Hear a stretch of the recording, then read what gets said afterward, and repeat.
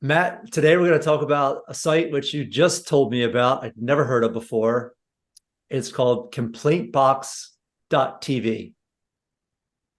Um, what is ComplaintBox.tv? It's another complaint extortion site. They do an entry on their website, but more importantly, they're doing videos through YouTube, which are ranking pretty decent. They're using AI to create these. They actually look pretty good, these videos. They're like 3 or 4 minutes long, and they're just hit pieces. And then they charge you to remove it. They seem to be pulling from a website called Gripeo, which is kind of the new ripoff report where everyone's going to complain about things lately. And the Gripeo guy, he's very honest. You pay him for removal. He has a few other sites, but he covers all those sites. This Complaint Box TV seems to be a different entity, where they're pulling from Gripeo and then they want $1,000 or so to remove it. So So it sounds like what you're saying is that the person who owns ComplaintBox.tv is different from the person who owns Gripeo.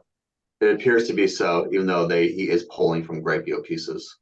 I mean, if someone puts something about me on ComplaintBox.tv, is it even going to rank? The website doesn't seem to be ranking well, but the YouTube videos are ranking well. Got you. So I'll have to dig up and find some examples of the YouTube videos and put them in the blog post. But what you're saying is that, so they're going to Gripeo. They're saying, oh, here are some people we can do videos about. They use AI to generate a video. They put the video on YouTube. And then if you Google yourself, you might find there's this YouTube video from Complaint Box TV on page 1. It's screwing up your search results. Is that correct? Exactly.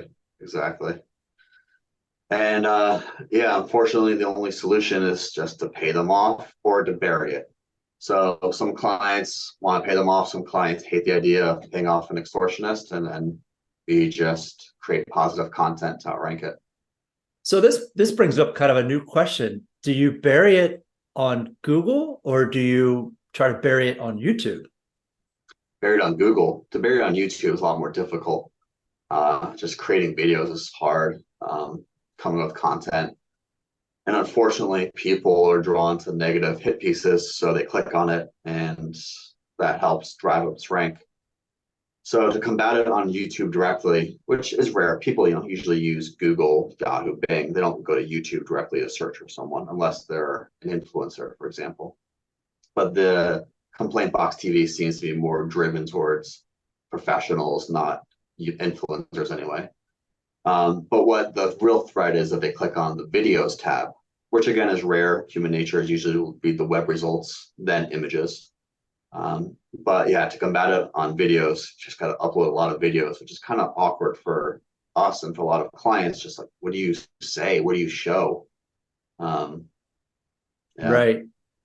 Yeah. Well, certainly I'm sure there's some creative ways that people could do that themselves.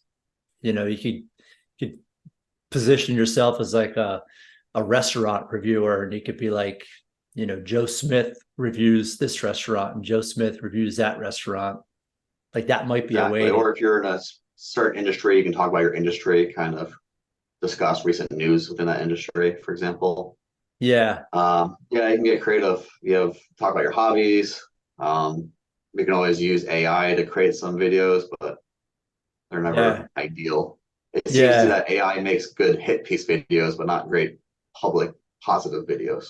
Yeah. Well, I'm kind of taking us off our point a little bit, but maybe that's a strategy that someone could do themselves if they wanted to try, put up 5 or 10 fresh videos. It might help to push that piece down, which also might push it down in Google, but that's not really what we're doing. So is it two things happening here? One is you're going to try to push the video down in Google, and then you're also going to, do we suppress or remove it from the actual complaintbox.tv website? So the Complaint Box actual TV website is not high ranking enough to be a threat. I mean, if it's in the client's budget, we can go after both. But if I were in the client's shoes, just go after the YouTube situation. So this is strictly a suppression, push it down strategy. So the two options are you suppress it with positive content and videos, or you pay off the extortionist. And they remove it from their website and also remove the video. Correct. And this is a guaranteed fix. Once we do the work, it's gone. You never see it again. Yeah, I mean, so far we've only paid for 2 clients, and so far so good. But my sample size is small. Who's to say that he doesn't post again on a different site?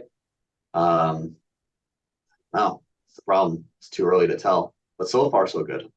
Yeah. Well, one big question that we get a lot is people will say, "Hey, I pay you for the removal. You got rid of it, but what if it comes back? How do we handle that?" We'll refund the client, of course, but it hasn't come back. These people, they just extortionists in general, they want to keep their good reputation. They're not going to screw companies like us over, because then we're going to stop sending them business. It sounds funny what you just said. An extortionist wants to keep their good reputation. Yeah, right. Honor among thieves, I guess. Yeah, it's a tricky situation because the great PO guy I trust 110%. He's been in business for 2 years now, it seems like, and he's always honored his word. Yeah. This ComplaintBox TV guy is too early to tell. Yeah. Well, it's a crazy business that we're in, but if you're watching this video and you do have an online reputation issue with ComplaintBox, whether it's the post or the video, contact us. Our quotes are very affordable for suppression and also for removal. Thanks, Mike. Thanks, Matt.